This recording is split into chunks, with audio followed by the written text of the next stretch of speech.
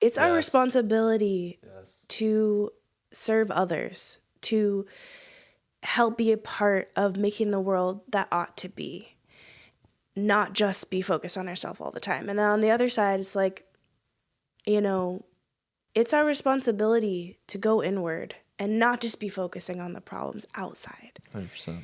So it feels like there needs to be a bridge, and I'm always, just elated when I'm in spaces that, are both really present to the cultural realities that we're in, at the same time centering in love and like fierce love.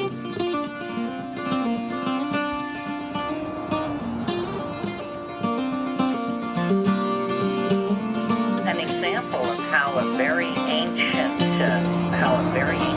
folkway can be incorporated into our culture without us even realizing it.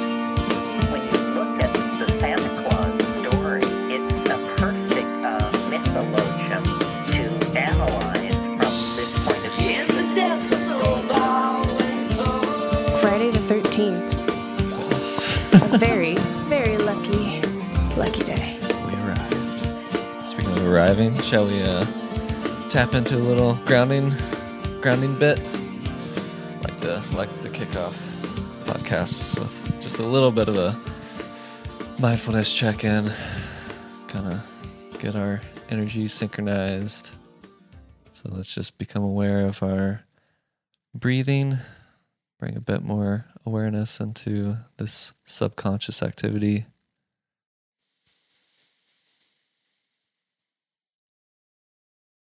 Just noticing the natural flow that we're already operating at.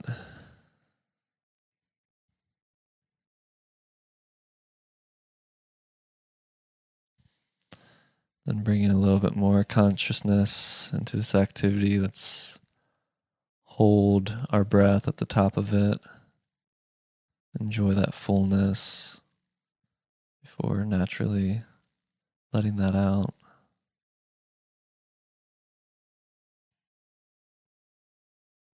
And really let yourself expel all that air that's in there. And then enjoy that gap of space before the next inhale.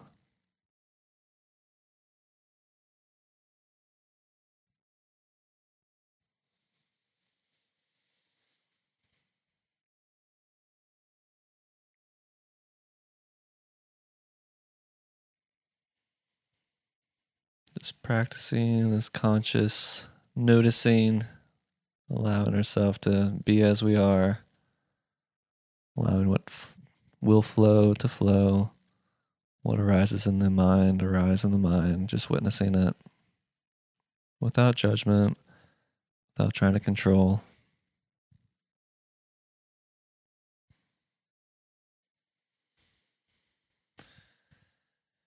And feeling a bit of a energetic anchor into the center of the planet, feeling our energy ground a bit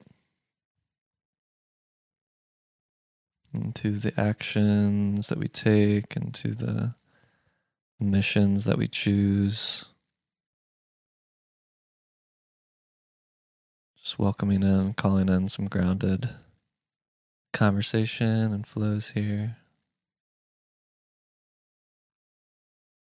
Practicing this active listening and active expression.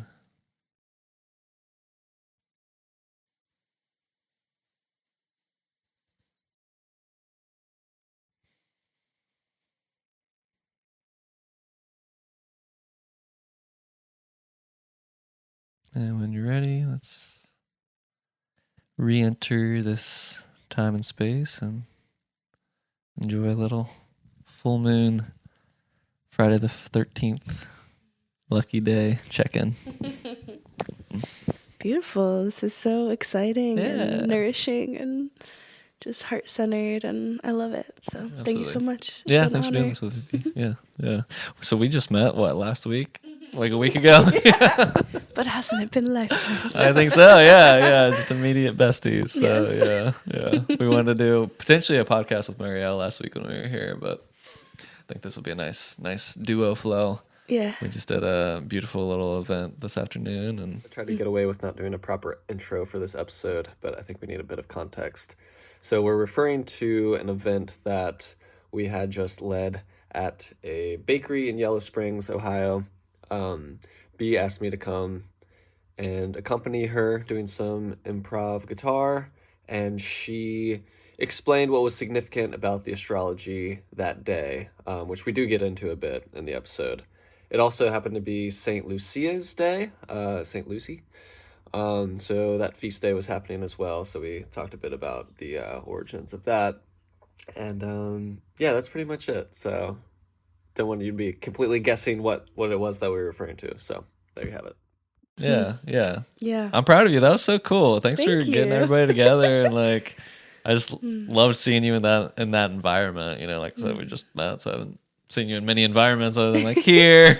And I love that it was like a new space for both of us Yeah. because it's a new spot for this bakery, and to be able to collaborate with them, that the energy just felt so collaborative. Yeah. With folks in the community, with you, with people with similar ancestry, even those that showed up serendipitously. So organic. And yeah, it was so organic. That's a great word. And synchronous.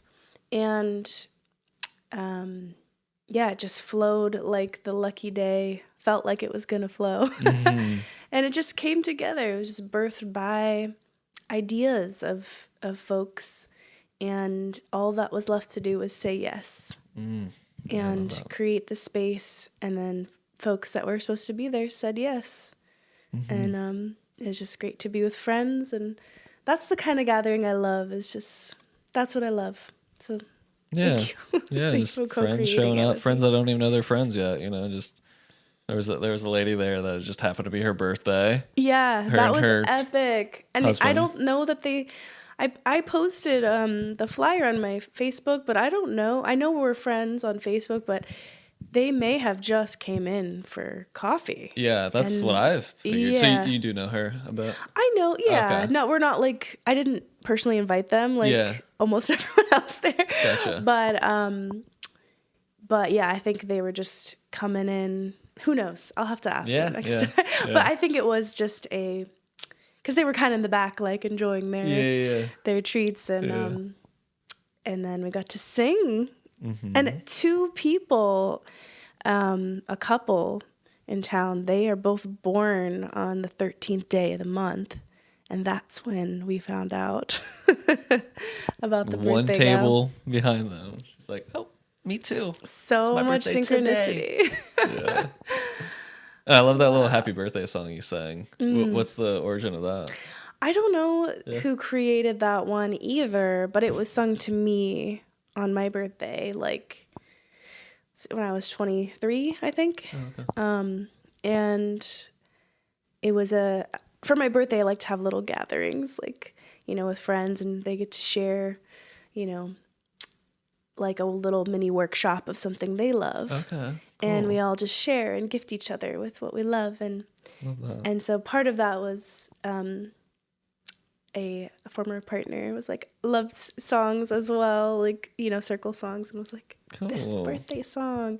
Heck yeah. And it felt like such a gift to receive. So now I always offer it I love whenever I can. that. Yeah, because the old happy, you know what I mean? Yeah, Like, it's that one's fun, just but like, it's a little it's over. always like full of anxiety, I feel You like, think? for people. Yeah. I mean, because a lot of times people don't love to be sung to or love to sing. Yeah. But then to have a beautiful song that's like, hey, like, we're so glad you're alive. Yeah, Like, you different spin are a on it. gift Yeah. from the earth.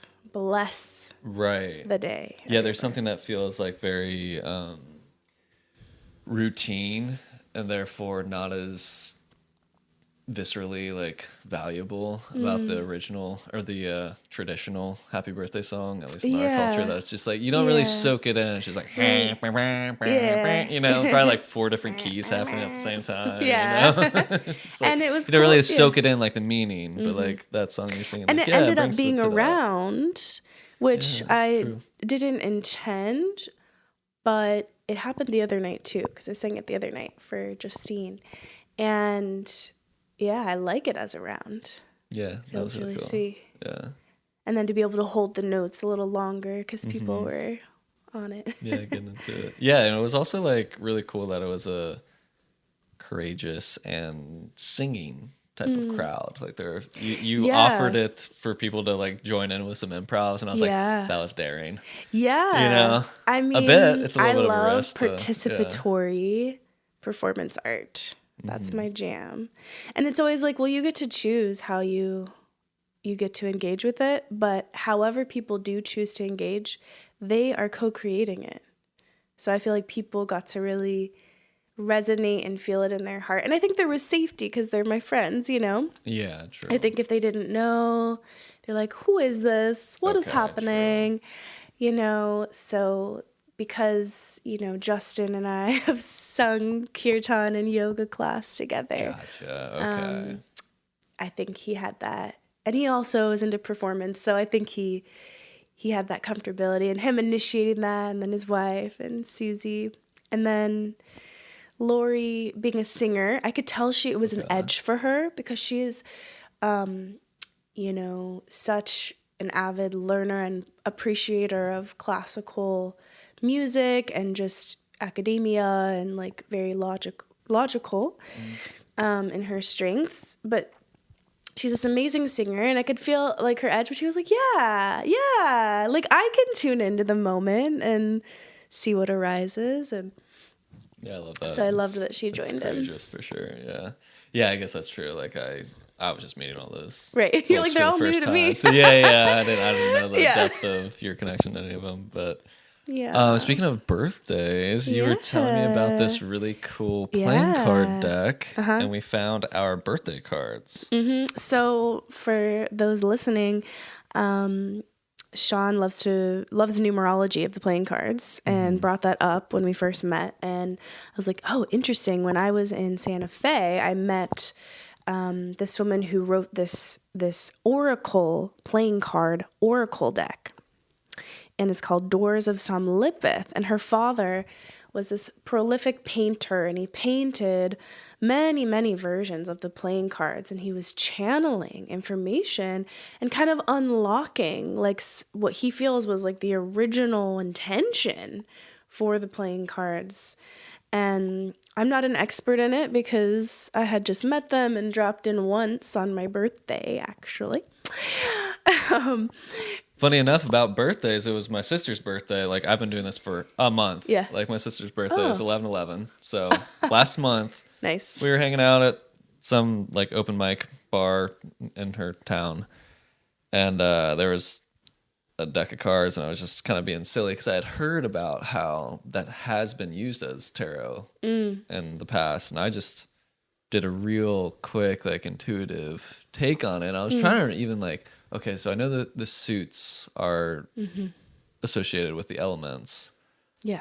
So I kind of like, I thought I looked it up, but according to this book, I got it wrong. or Google told me the wrong one. 'Cause I'm Right. pretty sure I looked it up, but I had my fire and air mixed up. But anyway, it was just like very on the other side of the spectrum from this book. Like this gives each card its own character, similar to the actual like arcana, right? Well, it's a different system. Right. Entirely. But like, yeah. But similar in that there's In characters. that sense Yes. that there's characters, yeah. Yeah. And I was there's so really many just layers reading. that I don't like. That's still a mystery. And again, she says, I can talk about it a lot, but the invitation is for you to be open to the mystery and let it teach you. So I've been just very slowly engaging with it and savoring that kind of that novelty and mystery. And Yeah. but I know she traces it to sacred geometry, to what she calls cartomancy, and then also into some roots in Egypt and all sorts of symbolism that. Gotcha. So it's quite deep, but Super we cool. pulled up today, which is what I did on my birthday, is pull up the card associated with your birthday. And so Let's hear it. we have both of ours here. Do you want to read mine and I'll Oh, sure. read yours? Yeah, I could do that. Yeah. Kind That of sounds a fun, too. kind of a gift. So yours is Two of Hearts. To water. Oh, yeah. Yeah, So hearts. hearts will be water, right? Yeah. The Chalice. Okay. And what have we have in our... Okay, here we go. Okay, Two of Hearts, the chalice. Keyword is communion. Within this deceptively simple illustration, there is so much going on that can be used within a reading. Contemplate it well. From one perspective, this is the divine receptacle, the ability to receive and be fulfilled. This speaks to love in the bigger sense and does not need to be defined as any particular kind of love. It can be very broad-reaching. And this, in general, can be seen as the chalice sits in the upright position on the table, the receiving position. When upside down, we see the divine nectar pouring out, nurturing whatever appears below. It is giving. But use your senses to view this image, for in the upside down position can also be seen as a helmet. And in this, there is much that can be interpreted. A helmet is for protection, but protection from what? This too can be as a charm, offering the ability to advance under guardianship, but also potentially a way to deflect those things that would ultimately serve us. We must ask if there are protective mechanisms in place that are not of use. Do not miss the symbolism of the phallus and the womb, suggesting the mysteries of Kundalini, tantric energy, and esoteric sexuality. Beautiful. Wow. I haven't heard it since my birthday. And so I'm just fully receiving it again for the first time, or for the second time. Yeah. For the first time in this moment. And it really resonates with me, you know, the giving, the receiving, the protection, the how much protection is, it's like we need it, but too much can be too much. And Right. And then the symbolism, the the womb, and yeah, like the giving and receiving there, but also the fact that I've been studying like tantric sexuality and like empowered, uses of the erotic, to quote Audre Lorde. It's pretty profound. That's all in that one card for my birthday. Yeah. Yeah. Love that. And what is your birthday? 7/7. 7th? Oh, wow. Cool. Nice. 7/7. Love it. So the card, do you know your tarot card, birthday card? No. Oh, okay. I knew that there's a card for each zodiac, but they're specific to... Yeah. Okay. Well, maybe we'll dive into that next time. That'll be part 2.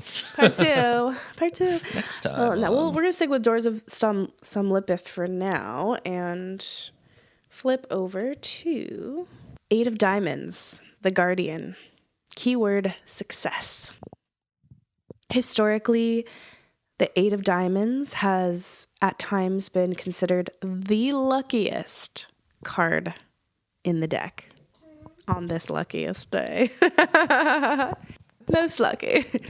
It is the achievement of success and the guardianship of things precious. I love that so much. It is the vital life force. So that's also the Kundalini energy, creative energy, fire, right? But the number 8 is tricky in the diamond suit. Although diamonds want to shine, the 8, as we have learned, is more about tapping into what is around it. Very Scorpio energy. It's like a fiery water. The ego is not exalted here. So we observe the net as it wraps itself around our hybrid beast. It symbolizes the expressed need for self-control and personal moderation. To the extent one can guard, exemplify, and ennoble the greater support system, sacrificing the ego, the treasure so fiercely protected comes into possession. Dig it. It's epic. Yeah, I mean, I definitely relate to that. I'm not sure what I want to say about it right now. The idea, I kind of want to talk with you about the idea of luck, because that's come up a bit today. And that card being the luckiest card. Mm. I kind of relate to luck as like in this sense, just to be like fortunate a bit. There was a time in my childhood where I thought I was lucky. And Yeah. like just from literally, Sagittarius is a very lucky. It's ruled by Jupiter, and Jupiter is the great benefic. It is quite lucky. okay. I want to pick your brain about that here in a second. I haven't really like been in that identity for most of adulthood, or I feel like that was like the end of childhood, like adolescent period. I like just won various raffles and like things like that, and just had this like feeling like, oh, I'm kind of lucky, like, you know, whatever. And then whatever, conditioning went on and adulthood went on and whatever, and haven't really thought of that. And like in adulthood, my relationship to luck has changed a lot. Like I don't really believe in randomness in the universe, you know, like even the idea of like doing card readings and things like that, to me, like if I believed in luck in that sense of like randomness, I don't know that I would put as much value into what comes up when you reach into this like embodiment of synchronicity and of like sacred mirrors. And it's like, all right, universe, like give me a mirror, you know? And I will tell you this, speaking of birthdays, on my birthday, I was at dinner with my family and I had my sister so I had a playing card deck and I was like, all right, I'll do a birthday reading for me since I did that for her. And I did a 3-card spread, past, present, future. And it was, I don't remember the suits right now, but it was ace, 2, and 3. And then someone was like, oh, well, like, shouldn't Shannon do it for you? So, like, it's your birthday, whatever. And I was like, yeah, cool. Good idea. So she shuffled and, like, blah, blah, blah. I cut it. She pulled the exact same 3 cards. Like, it was pretty funny because, like, I don't know. I feel like my parents are a little bit more on the skeptical, like, less hippie side of, you know, spirituality. And they're like, wait, what? I just want to like randomly throw this in, like today and like recently. There's been like a lot of like quite, you know, logical minded intellectual folks who have like come out the woodwork with some like pretty esoteric like musings. And I'm like, huh, feels like a little bit of a shift, or maybe, you know, a moment in time. And but even just the community member, you know, who's such a huge activist, has been on city council, you know, really just working on problems, and, you know, that's her life. And I wouldn't call her a magical thinker, but she was the one that was like, oh, you're going to do this in person at 1300, 1313? Yeah. On the 13th? I'm like, I guess I should put that on my calendar. Right. Yeah, let's get grounded with that magical, like grounding the magic. Or today at the school, a parent was like, yelled, someone who I would and he's a professor at Antioch, and I never would have imagined him saying this, but he was like, it's 333. That's funny. On the 13th. I was like, wow. Yeah. Yeah, so speak to me about like your relationship with luck, your conception of it, because for me, I don't really use the word.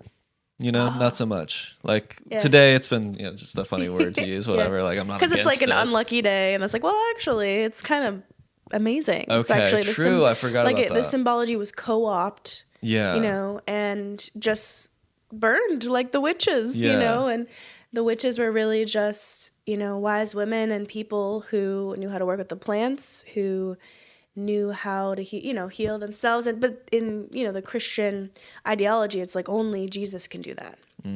I see. So it's like, let's burn all this self-empowerment, you know, let's burn the goddess culture that's so powerful, because you know, then give it a gatekeeper, and then like the patriarchy is something else, right?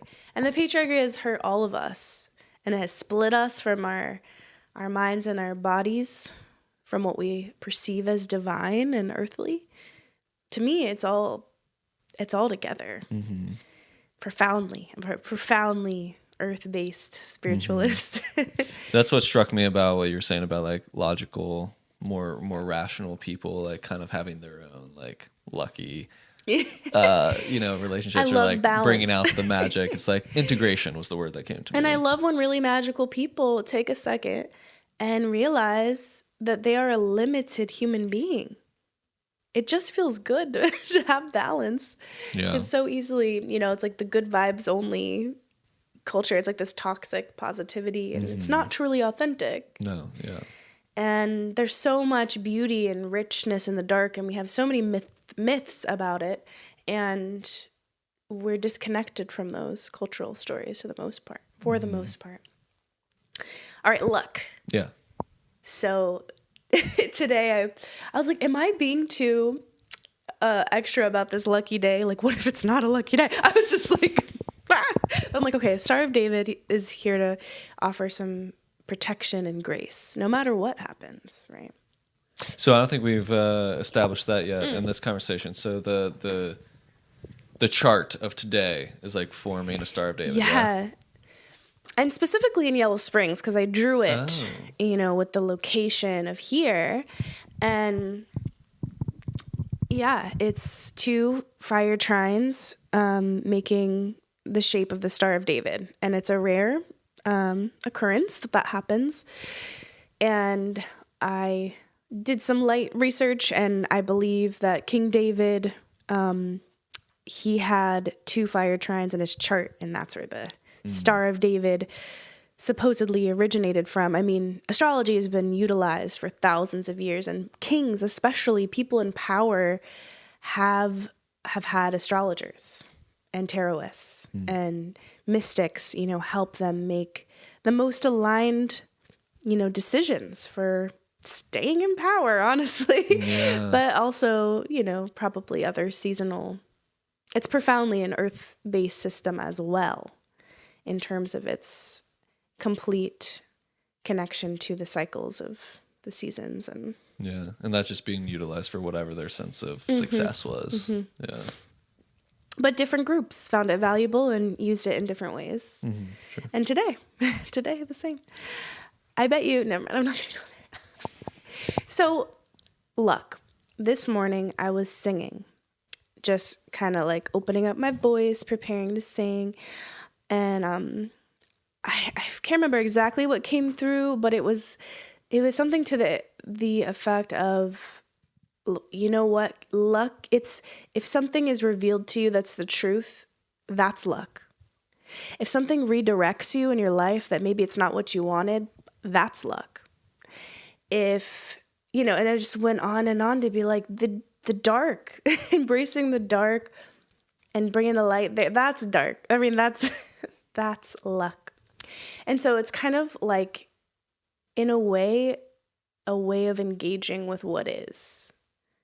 So it kind of felt like a meditation this morning to be like, luck is not that everything goes your way. It's the grace and trust and faith that whatever is kind of, it's what is and what we need in the moment. I'm getting kind of an image of like playing with the mystery in a way that's fruitful. Yeah. And engaging in a certain way, like fruitful in the sense that like the serendipity, the synchronicities, the guidance that can come through those, like, oh, we just happen to run into, you know what I mean? Whatever it is. And like, oh, now we can have this conversation and this connection, or you're going to lead me to the next thing or whatever, like that sort of guidance. Right. What was the other thing I said? Fruitful, and also like, okay, just engaging in that way. Right. Like just something that keeps the things flowing. Like, yeah. Our brains are pattern readers. Whether we study astrology or not, but the more archetypal understanding we have, the more nature can reach us and reach, the ecological unconscious can dance with our own sense of deep knowing that's beyond like a dream book interpretation, although those can be useful as well. But in terms of, like you said, being receptive to the mystery, and oftentimes the most spiritual experiences are very, very challenging, actually, because it's pushing us to grow and shift and evolve and maybe even death a part of ourselves and rebirth as something new Yeah. and innovate, create. It's creative energy, fire energy. It burns, it destructs, but it also creates fertile soil, right? Like the Illuminates biochar and, workshop yeah. we were just Sure, singing yeah. at. Absolutely. Yeah. And in just that spectrum too of like it being the opposite of ego. I think of ego on one side of the spectrum, spirit on the other side, right? It's like in that way you speak about death. I think about like these ego deaths, which doesn't mean necessarily that the body dies, but these concepts of self, these like limited versions of So important, reality. right? For So growth, important. yeah. Yes. I mean, it's like we can choose to stay the same because that feels comfortable and have that protection that we put in place because Safety. it serves something. It's a strategy, but it also could profoundly, I keep saying that. It also can block us from, The expanding. flow of new experiences, of new insights, of wisdom in that sense. Just makes me think of your card, right? That idea of like overprotection. Yeah. Which is interesting because like you're Cancer sun, right? Yeah, like the Yeah, little and crab that's shell. kind of my thought of like Cancer is like, Yeah. this like shelled, like really wants to like protect Yeah. and like there's a very hominess about that, right? It's comfortable. Yeah. But then like gonna peek out of the shell and be like, okay, it's time to like That's what I feel like right now. You really hit the nail on the head because I feel like Sag season is really like lighting me up and just I have the one fire placement I have is Jupiter and Sag. Okay. And that is a good placement because it's home. And it's in the 4th house of home. Oh, okay. So Fourth it's house of home. and Yeah. Cancer. So it's still Okay, gotcha. still that. But I do think during this Sag season, it's like, and there's also an aspect in astrology called the progressed moon, and it's how we have, these couple year periods where we have little different glasses on our inner world. Okay. And so mine is shifted into Sagittarius. So normally I have a Scorpio moon. We both have Scorpio moon. Yeah. And that can be more private, more protected, more just this kind of transformational fiery water energy. Yeah. But then it evolves into Sag. And so it's been like a breath of fresh air to feel less inward, more social, expansive, connecting with people, traveling the world, and just allowing life to flow through. And it feels like a beautiful gift after being in a kind of a dark night contraction moment, deathing moment, and then kind of like this reemergence. And it's like, okay, I have to let go of any lingering like painful stories, but like learn what, like take with me Yeah. Integrate. and integrate those shadows so that they don't control me. In fact, it just deepens the capacity for joy, for creativity, connection, for giving. Because we can't give if we can show up for other people if we can't show up and meet ourselves in those places.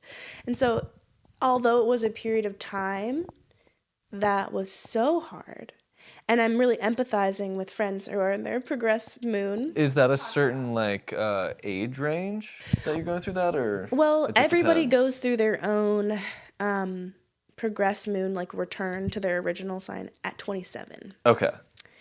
So similar So- to the Saturn return. It's right before, it's leading Okay, up. got it. Yeah, it goes, the progressed moon returns, then it's Jupiter opposition, and then Saturn return. Oh, okay. You don't hear about those other two so much. Yeah, Saturn and it's all, gets the- and a lot of people sometimes they feel really lucky around there, or like really kind of cool, fortuitous, expansive things happen in their Saturn return. Okay. But it's actually kind of due to this, to the visitation of Jupiter. Interesting. Okay. Gotcha. Gotcha. Fun fact. Well, speaking of astrology and luck in this way, let's talk a little bit about Mercury retrograde since we're like I in thought the you were middle going to go of the full it. moon. I was like, well, perfect because Jupiter is conjunct the full moon. Okay, yeah, we could start there, come Okay. back to it. Yeah, either way. Yeah, either way, they're both relevant. What do you think? I'll let you first? bring it back to the full moon because I have like Sure. I have a thought about So Mercury first. how to frame Mercury. So Yeah. speaking of luck, like a lot of people approach retrogrades in general, especially Mercury retrograde, because we get like a couple per year or whatever. What's your take on that? Like, I mean, I know, like, okay, so retrograde is, in my understanding, it's that the positioning from Earth, it appears that the planet is retracing its orbit. It appears that it's going backwards just because on the right, the circle is on the other side of it. So it's not like it actually reversed. No. Right. That would be whack. That would be wild. That'd be kind of destabilizing. So I think there's a general culture around feeling like it's an unlucky time for communication and travel. Like you don't want to like sign contracts or like go on any big trips or things like that. My conception of it is that it's just supposed to be a time to slow down and reflect a bit more. Curious if you have anything to add to that. Yeah, that's a nice reflection. Reflection. Yeah, it's like the reflect, digest, reimagine. Yeah, totally. Reminding. Yeah. I would say like I do still hold a little bit of like a paranoia around Yeah. Mercury retrogrades. Like sometimes I'm like, oh, should I do a podcast during a Mercury retrograde? Like, is the communication not going to be there and stuff? So yeah, It's interesting we bring this up now because it's like Friday the 13th. Like, because this morning I was like, wait, what if it actually is? I'm like, what if it's going to be the worst day ever? Nobody comes to my event. I'm like, oh, God. It's closed. The door's closed. Right. Yeah, I think both can exist. I think that's just what it is. Both can exist, and it's not to be superstitious about. It's to be just aware of that we have these natural cycles of things slowing down. Mars has been in retrograde too. When that one went to retrograde like a week ago, I was like, wow, things have slowed down. There was like these cool projects that were like, all right, we're going to do this. And then it like slowed down. So is the unlucky happenings maybe a result of like, we don't slow down. It's we're still our trying agenda. to, and then things break because we're still trying to like go at the full speed ahead. Back to like this sentiment that was coming through this morning, just it's lucky if you let it be lucky. If you embrace what's happening as the highest thing or whatever, just not even highest, just the what it is. It's like, okay, acceptance. the energy right now, it's shifting. The energy is shifting. It might not be what I want, but this is the cycle that we're in. So, sometimes the astrology looks like kind of intense, but it's like we can never say exactly. I think we can never predict exactly how it's going to go. Right. Because there is still that free will and that spontaneity of which timeline we end up experiencing. There's so many timelines, and so we can look and say, okay, this looks like there's some tension and some like some things needs to be figured out and integrated, or okay, Mercury's retrograde, so there needs to be some reflection and like really, and having Mercury in Sag, it's really about like reconnecting to your truth. Your truth, not other people's expectations, and also communicating that. And I think where the breakdown can happen is when we stay in those old kind of like people-pleasing mindsets of, oh, well, I can't fully express this truth because we had this agreement and I want to do what I say, but then you don't end up even doing it because you knew it wasn't right, or you experience it and you learn. And that's fine too. Mm-hmm. So I think it's definitely impacts us just like all the planets, but we get to choose how we want to receive it. Gotcha. Yeah. So for like, nope, I'm going for it. Sometimes we just need to do stuff. I mean, I could have been like, oh, it's Mercury retrograde. I can't sing in front of people. Like, not even just like making stuff up. Yeah. But it's like, no, like there's all other supportive aspects to tune into. And then there's, trusting what emerges. Yeah, even if it is a breakdown, even if we get there and the place is closed, or we get started and like the worst of luck. There's you know a what I mean? fire. Right. Then there's still a lesson in that. That's Yeah. still the universe at play. There's still Yeah. symbolism and things that we can take and learn from it. So I think that's kind of what you're speaking about, like tuning into that like lucky nature of like, yeah, whatever happens, I can take it. I can transmute it into fuel for the fire, you Right. know, rather than like get into victim mentality, like, oh, I'm so unlucky. Like, what can go wrong will go wrong. I hate that. That's such a silly phrase. Just you know? reflecting on like the hardest things we've experienced in life, right? Not to Yeah. bring them up now, but just to think it just in general. With that. Have those things deepened you? Absolutely. Have those very painful things made you who you are? I was just about to say, chances are they've shaped our personality, and that's true for me. And you know? and deepened our capacity for compassion, understanding the human condition. How, if we didn't experience that, how disconnected we would feel from our humanity. Yeah, and in that sense, how it informs our chosen missions too. You know, And those are the things that are important to us. I think we're as a culture profoundly disassociated. Yeah. I know I keep saying profound. Honestly, don't even notice Oh, that. really? Okay, I'll point it Yeah, out. I think it's a great word. I want to adapt I it. think we are quite disassociated. And that's what I love about like somatics, which soma is just body, you know, it's like, what am I feeling right now? Like, step one, what are some sensations? You know, can I just hold that without judging that I have this ball in my chest or whatever it is, you know, maybe it's pleasure. And being open and accessing the present moment and kind of dropping out of the mind a bit. But I think our culture denies grief, highly pedestalizes productivity, right? It's the patriarchal culture and capitalistic society that we're in. And pleasure is both like the carrot on the stick of motivation for us, you know, all the dopamine drips that we are fed in society, and then also a taboo, right? It's like when it's self-generated pleasure, then it's like has to go to the margins and go to the shadow, you know. Yeah. Wild. You gotta buy your pleasure. If you want to feel good, you gotta. How convenient. You gotta pay taxes. How convenient. Yeah, right.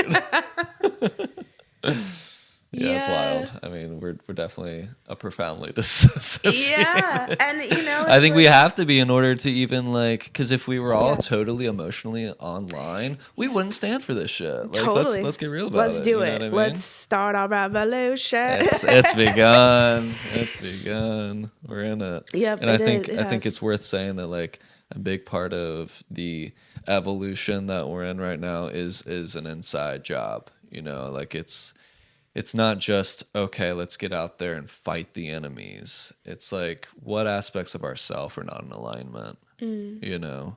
And that's, I think, hard work. It is. It's easy for me to talk about. Yeah. You know, in that sense, that's my own example of like being in the mind, and it's served me well. I'm a very much a cerebral thinker type. You know, if you're familiar with the Enneagram at all, like I'm definitely in that thinking triad. And of all the thinking I've done, I've gotten to the conclusion that like, yeah, we all need to get into our bodies. We need to like feel these things. Yeah. And the trauma can't be dealt with the intellect. It has to be like dealt with in the language that we can understand, like a language, a methodology. Yeah, and it leads us to those avenues of like speaking the language of the trauma, which is somatic, it is emotional, it is physical. I think and that's where I hit the brick wall because I don't know how to do that. I've thought myself to know that that's what I need to do, but I don't know. Well, we could take a short pause and do a little somatic. Sure. Some. Yeah. We're in kind of a dark room, but one thing that I always like to start with is like finding something pleasurable to look at to start. So anything you find pleasurable. And the Divine Mother from Taos. So fine, and then kind of just like breathing that in and allowing it to resource you. whatever that thing is. And for those of you at home, maybe you're looking out the window and seeing the leaves on the tree or the moon in the sky. Just allowing that beauty to penetrate your being and drinking it in with your breath. This is resourcing with beauty. And then we can turn to our bodies and be like, what am I feeling right now in my body? I'm feeling, settled on the couch. Feels settling. Feeling warm in my heart.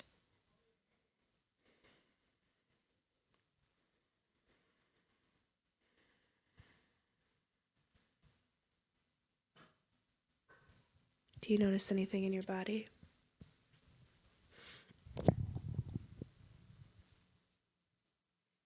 Yeah, definitely like what you spoke. I feel a kind of vast warmth in my heart space, and then also just like physical tensions that are keeping me upright. And I guess I'm kind of sitting a little weird in this chair.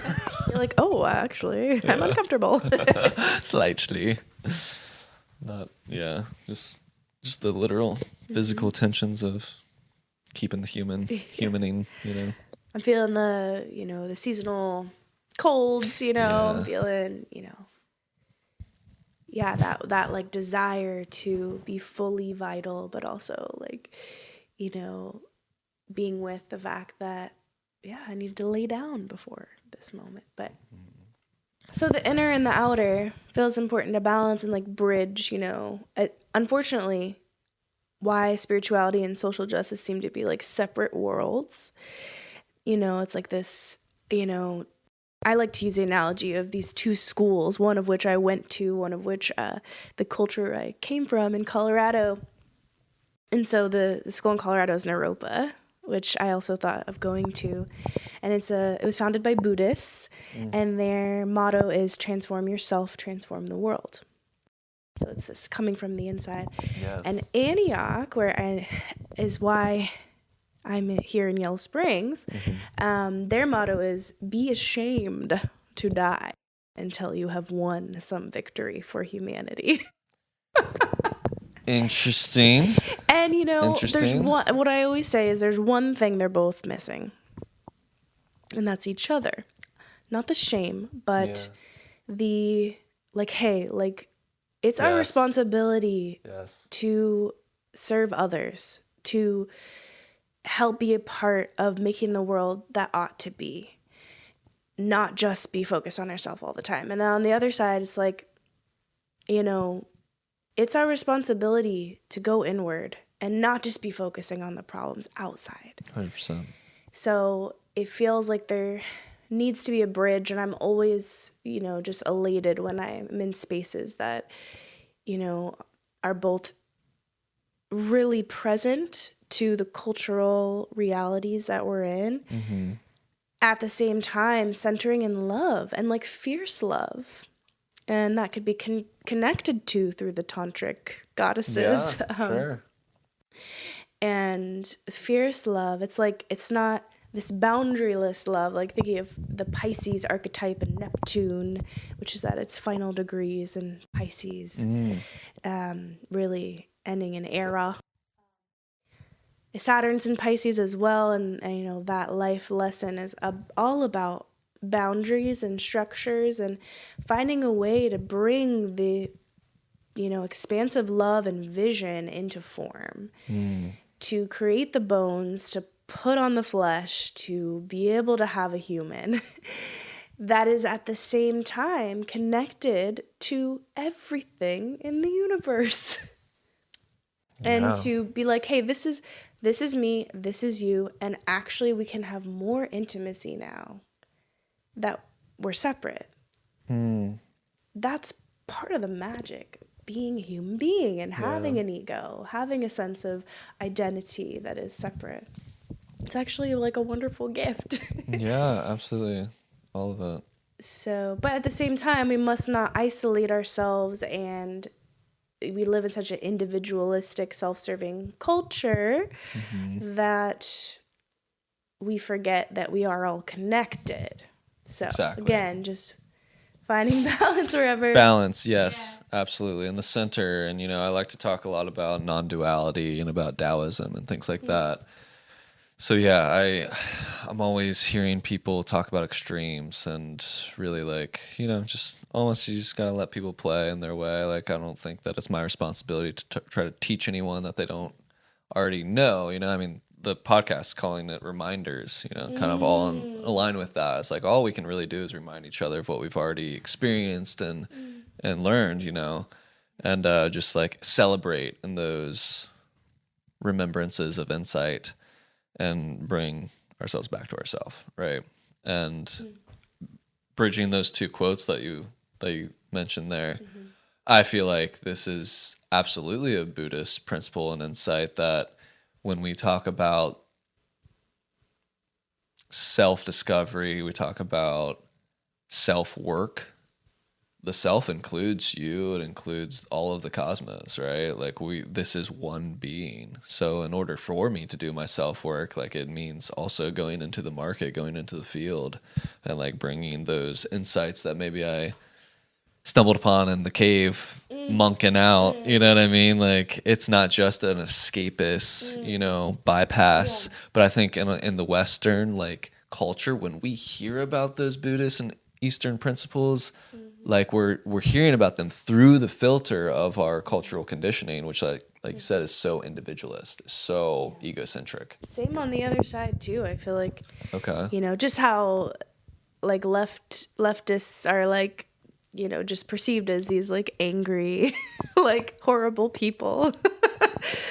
And it's like, well, in its truest expression that it doesn't always have, it is about love.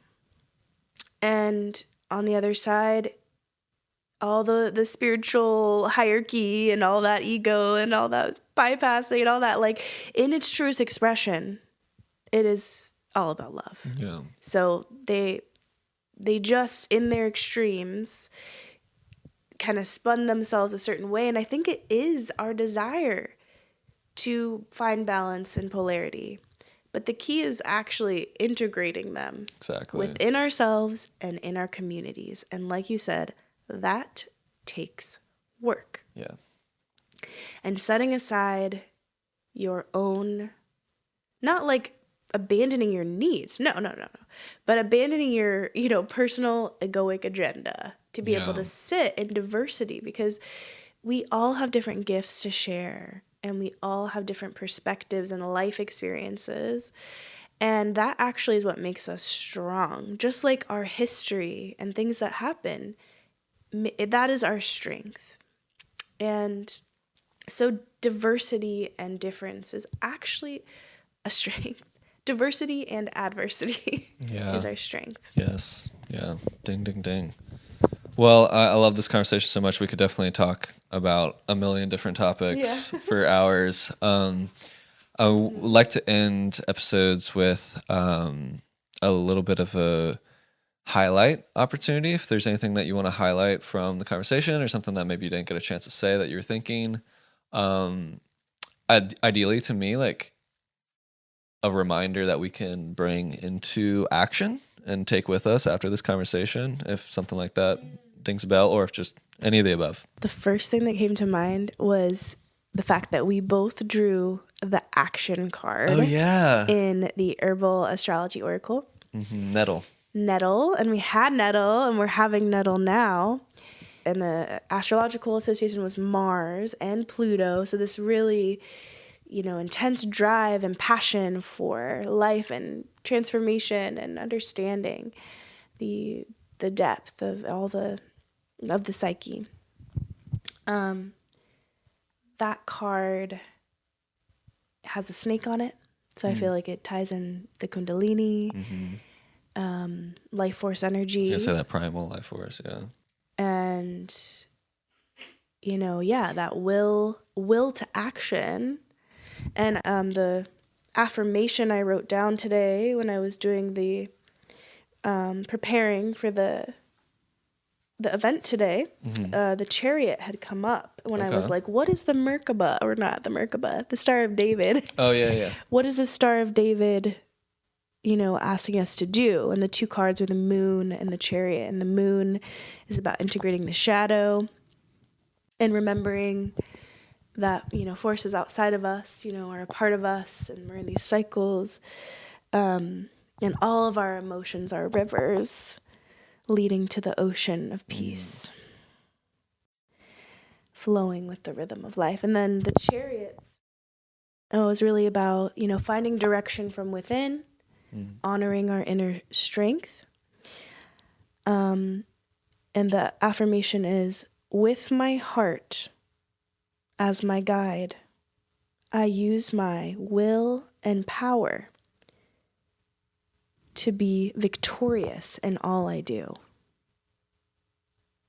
And that reminds me of your card, the success, and the chariot is my card in the tarot. I thought so. I thought that might be the Cancer card. Yeah. It is. Gotcha.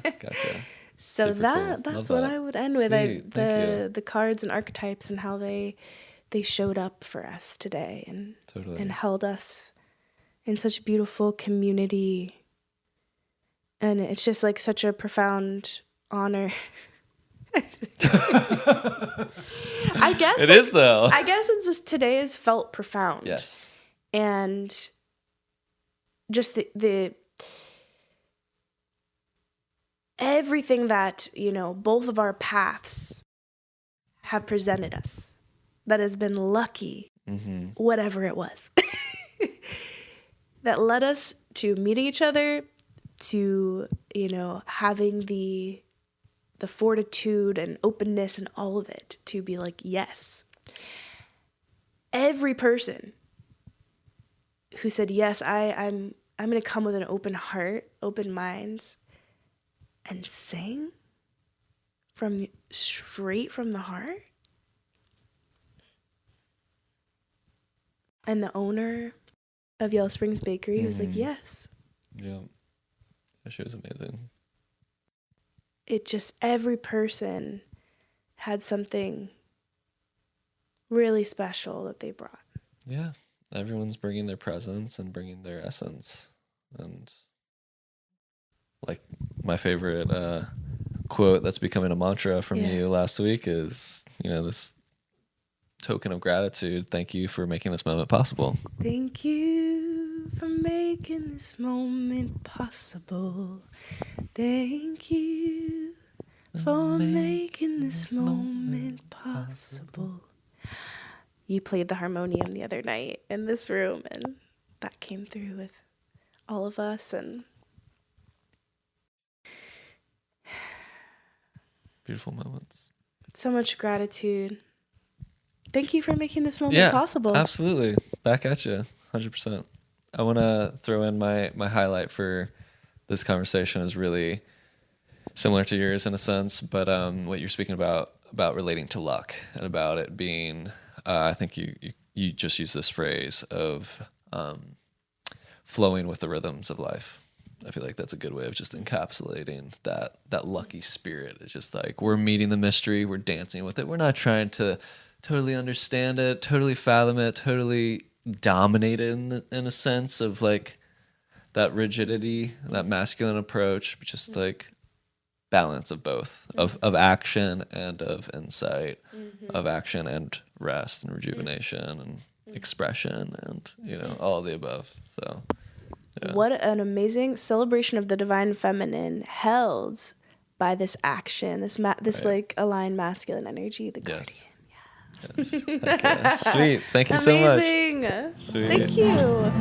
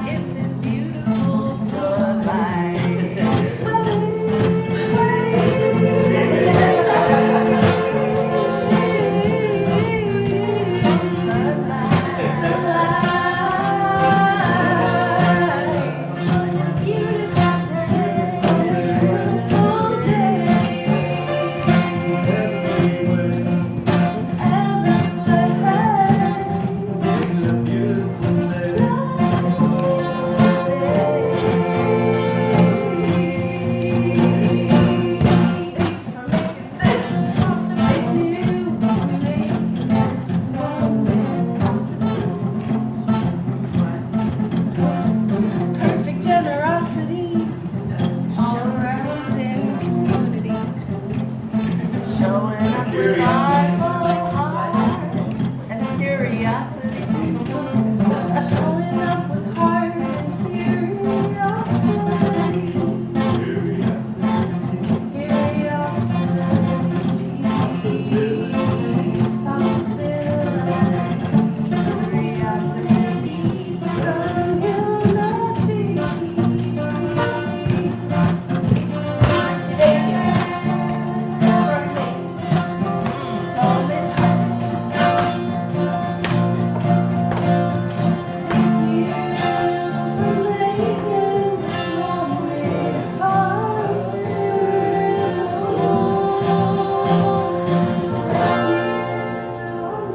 Sunset